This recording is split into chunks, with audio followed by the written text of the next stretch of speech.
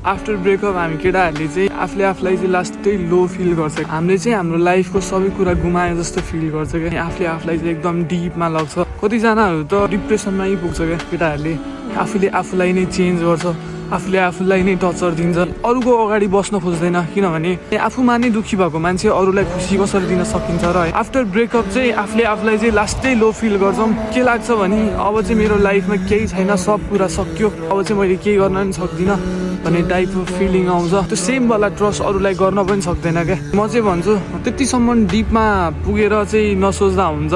जुन कुरा तपाईँको हुन सकेन नि त्यो कुरा तपाईँको नसिबमै थिएन क्या। यस्तो हुन्छ कि एउटा टाइम आउँछ र तपाईँलाई एउटा कुनै राइट पर्सनले अन्ध्यारोबाट निकाल्छ र तपाईँलाई खुसी नै खुसी दिन्छ।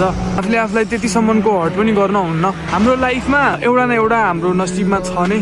अनि राइट पर्सन आउँछ पनि होइन, केही नराम्रो भएर नै राम्रो कुरा हुने हो नि त। ब्रेकअप भयो भन्दैमा आफूले आफूलाई यति हर्ट गरेर लाइफमा केही गर्न सक्दिनँ, अगाडि बढ्न सक्दिनँ, कुनै केटीले मलाई अब ट्रस्ट गर्दैन। जिन्दगीमा कतिवटा कुरा त फेस गर्नु नै पर्छ। सबै केटी त्यस्तो हुँदैन र सबैलाई त्यही एउटै नजरले हेर्न पनि हुँदैन होइन। कुनै एउटा सिचुएसन आउँछ र तपाईँले पनि राइट पर्सन भेट्नुहुनेछ र तपाईँलाई सिकाउनेछ उसले के हो माया, के हो इज्जत, के हो रेस्पेक्ट भनेर तपाईँलाई सिकाउनेछ। ब्रेकअप भयो भन्दैमा चाहिँ आफूले आफूलाई चेन्ज नगर्नु, आफै चेन्ज भइन्छ होइन।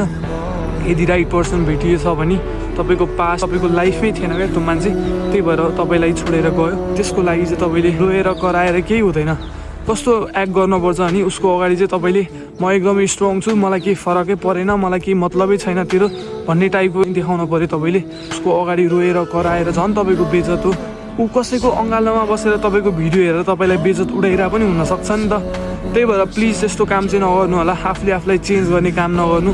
झन् स्ट्रङ हुनुपर्छ। तपाईँले के सोच्नुपर्छ भन्दाखेरि मान्छे मेरो नसिबमै छैन भने त्यो मान्छेलाई मैले जति रोएर कराएर पनि बनाउन सक्दिनँ आफ्नो होइन, त्यही सोच्ने हो क्या। तपाईँको लाइफमा नभएको कुरा हुँदैन, तपाईँले पाउनु हुँदैन। किन रुन पऱ्यो, किन कराउन पऱ्यो उसको लागि? जे भयो भयो, सक्यो। त्यस्तो कुरा भइरहेको छ जिन्दगीमा। कति आउँछ जान्छ, काली गयो गोरी आउँछ, गोरी गयो सेती आउँछ। आफूले आफूलाई कहिले पनि डाउन फिल नगर्नु। तपाईँको एउटा सिचुएसन आउनेछ, त्यो टाइममा चाहिँ अँध्यारोबाट तपाईँलाई निकाल्ने मान्छे आउँछ। त्यो मान्छेलाई चाहिँ तपाईँले चिन्न सक्नुपर्छ। त्यही भन्छु म त यार, त्यही भन्न चाहन्छु तपाईँहरूलाई।